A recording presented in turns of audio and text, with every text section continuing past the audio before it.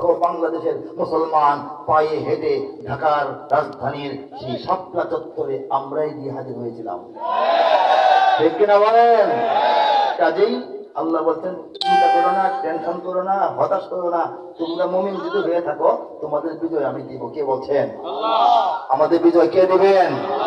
দিবেন বললে গুনাহ হবে। আল্লাহ দিতেছেন, দিতেছেন বলে তো আসি। শত শত হাজার হাজার এনজিও, শত শত টেলিভিশন, রেডিও, মিডিয়া, শত শত নাস্তিক মোরতাদ বড় বড় চেয়ারে বসা মানুষ, তারা এদেশের ইসলাম ও মুসলমানদেরকে নিশ্চিহ্ন করার জন্য 53 বছর ধরে বাংলার জমিনে গোপনে কাজ করতেছে। কিন্তু আল্লাহ চাইছেন আমরা নিশ্চিহ্ন হব না, তারা হবে।